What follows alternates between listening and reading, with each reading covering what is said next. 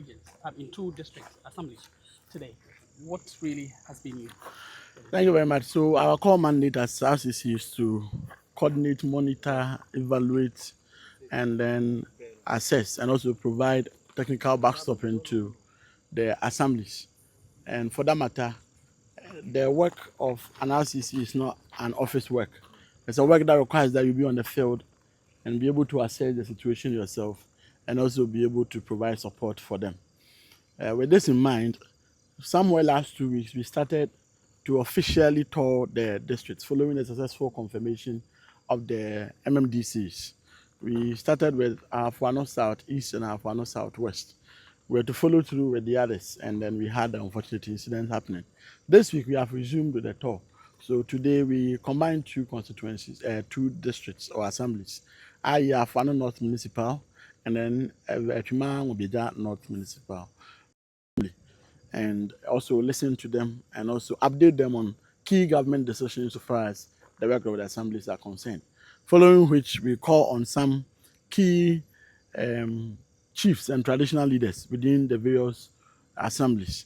Then the final exercise we undertake is to monitor ongoing and abandoned government projects within the districts. There are some areas where the chiefs have actually done some investments in terms of infrastructure, which they want to give it out for use by the community. So in such situations too, we visit them and see the support government can provide. In some critical areas, some assembly members approach us and talk to us about some schools under trees. So today, in a very significant manner, we need to visit some of these schools under trees in the very hinterlands of some of the assemblies. And thankfully, and seeing it with my naked eyes and in the presence of my directors, we have taken key steps in making sure that we get them some support to reconstruct these trees, schools under trees, and eliminate them from same. So here, you can see from my background, we had my very own uncle, J.A. Kuffour Senior High Technical School, which was expected to be a STEM school. On the 2nd of October 2021, His Excellency Nana Addo Dankwa Akufo-Addo visited this very campus, and it was expected to be completed in the year 2022, per his own interviews that he granted. Just fast forward ahead of the December 7, 2024 general elections, they wanted to do an emergency commissioning of the campus, and had actually posted students to this very campus. But I mean, as we visited here, you can see the campus is still under construction, and it will require that His Excellency J. Kuffour's memorial school, or not memorial per se, but a school that is expected to grant him some legacy and some name within his own town. This is Daban, as we stand here, is still left abandoned by his own political party. I was trained in this very constituency at Osetutu Senior High School. His Excellency J. Kuffour is my uncle. So definitely I'm going to plead with His Excellency John Dramani Mahama that he should help us complete that which the previous government did not do. And I want to thank His Excellency the President, John Dramani Mahama, in advance, because he has shown enough commitment to the effect that no project commissioned or started with taxpayers' money will be left abandoned. So we want to plead with him that he should help us so that we will be able to complete this edifice and also open it for use by the good people of Ashanti region, and for that matter, Echuma Ngobija North constituency. Equally, we visited one Agenda 111 hospital, which they equally attempted commissioning it. And I'm sure you've all seen the videos and the pictures. And we are doing this so that you put on record. So when His Excellency the President helps us to be able to complete these projects, it wouldn't be as though the projects were initiated and commissioned under a certain government. We want to fairly acknowledge the efforts of each and every government. Yes, it is good, and it's a good investment initiated by the previous government. As we are commending them for initiating this project, they should equally accept their inability to complete same, their inability to meet their timelines, and their inability to open same for use. We are pleading with His Excellency the President of the Republic of Ghana. I'm sure through Get Fund, we would be able to complete and commission these infrastructure. Yes, during the commissioning, we will actually acknowledge the previous government, but we don't want to hear on the media that they completed the project when they did not complete. So you are here with us, and you bear us witness. I'm sure you've taken enough videos, so you keep them for safekeeping, so that posterity and history would actually, as it were, reward those that need to be rewarded so far as efforts in these projects are concerned. Beyond that, new projects that we have marked to start within the various district assemblies, I had to look through the processes they have initiated and see whether they are all in line with the processes that is expected of them. And also with some other road infrastructure, we have decided that we need to inspect and be sure that the certificates they are raising corresponds to the work that is being done on the field. So anywhere we go to where I have received certificates for payments whatsoever, I still get down and get to see whether they are still on site or they are not on site. And I'm sure you all witnessed the tremendous work they are doing with regards to the Barikese all the way to the Ofenso road. Now I want to commend the contractor that after being paid by Ato, who has forced to give him some amount to continue the work, he's being diligent and he's on the work, working 24/7 in making sure that they complete those routes. We'll complete many more of these routes, and we'll make sure that the abandoned, the stalled ones are all completed, whilst we initiate new ones in line with the president's vision. Thank you very much. Now, 80% common funds to be dispersed to districts. You say 10% for water. I just want the breakdown. Yeah, so in a very historic and a very bold move, His Excellency the President directed the District Assembly Common Fund to make available 80% of the DACF to the districts and the assemblies so that they can use it for local planning. Most of the contracts that were initially signed at the head office, most of them are decentralized, including sanitation related contracts. I'm sure you all know the details of it. So this 80%, when it gets to the assembly, now we say we convert to 100%. That 100%, we have given them a formula that should guide their spending. 10% is to help them in providing water.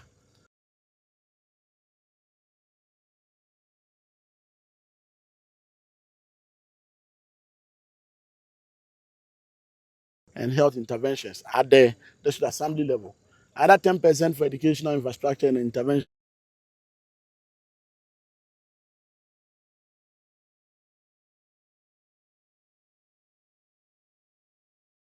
as part of the 24-hour economy move. So we call it an allocation for 24-hour economy market.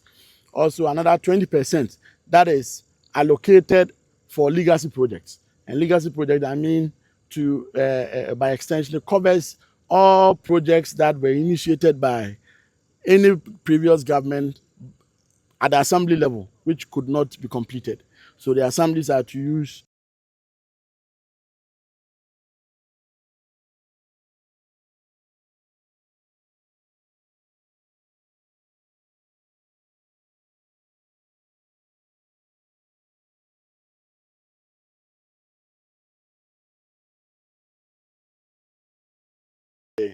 mother ministry, energy, health, though we are supporting at the district level, but health ministry is taking a chunk of it. So this is the allocation given to the assemblies and the formula for to guide their disbursement.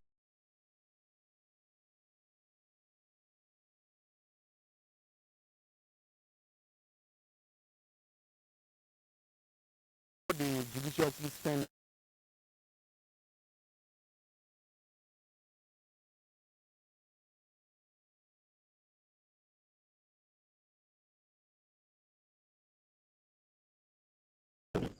Now, 10% for health. Does it include the Agenda 111 as well? I mean, Agenda 111 and all these big, huge health interventions are being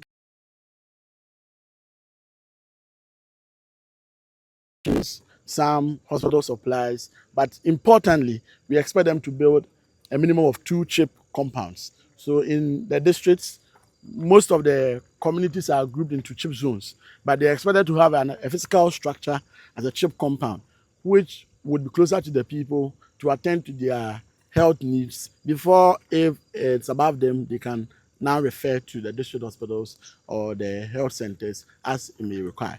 In most of these areas, you realize that the chip zones are designated, but there are no physical chip compound or structure or health structure that will provide these services. So I'm sure that most of you will travel to camp, one of the communities in Ahafano North municipality, and we heard of a story where anytime it rains for 2 days, one side of the community is cut off Tepa community, and in a very tragic manner, 6 women have been lost through labor under that hill, which becomes very slippery when it rains.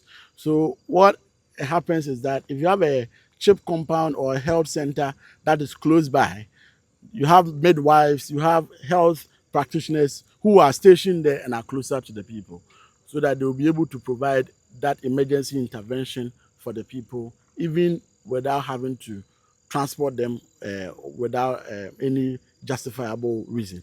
So these are the interventions we want them to provide. Whilst the big ones like that, the 111, like Sewua, like Afari Military Hospital is being taken care of by the Ministry of Defense for the Afari, and then for the Sewua, among the others, by the Ministry of Health. You speak of again 25% for markets. Does this include Mamponte? So Mampontin Market, Kuffour Market, KJTM Market. KJTM Market is under a different arrangement. Kuffour Market is under a combined arrangement under the 24-hour economy market program, a program from the Vice President's office known as Market Enhancement. Threw some light on it. So these are the sources, the funding for the Kuffour market, and also the local government ministry is also assisting with some funds. Mampontin market, a similar arrangement has been made for them. Equal arrangements are made for the other markets across. So these are the major interventions when it comes to market. The provisions made under DACF, the local government, and then also the Vice President's office with the market enhancement program. Now, when we were there, you spoke of restoring our lands and those kinds of things. Can you reiterate that point again? On the mining? Yes, the mining. Okay. So where the constituencies or the districts we visited, we realized that they were mining districts, for which reason mining is a key issue for them. And they think of it as a harassment with the ongoing efforts to curb illegal mining. We needed to reassure them that His Excellency the President is not against mining, but he's against irresponsible or illicit mining. And in as much as we want to create jobs or we want our people to find jobs to do and all that, we are equally interested in making sure we protect the environment and the lands for the next generation. For which reason, His Excellency the President has declared that forest is a no-go area, river bodies are a no-go area for mining, by the roadside, and those who are mining within homes, cemeteries, among others. These are all areas that you need not to mine in these areas. All other areas are okay, but you need to get the right license and the right certifications to be able to do the mining. We know that the capacity of most of these miners are not up to the standard where they would be able to go on a solo move.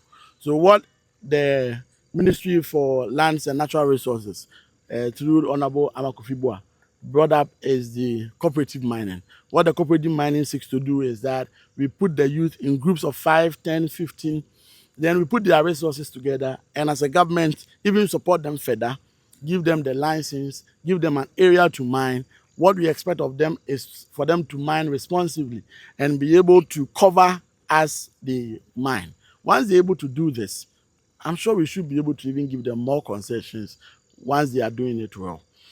We have provided this avenue so that any youth who is interested in responsible mining can work with government so that we'll be able to support them in that regard.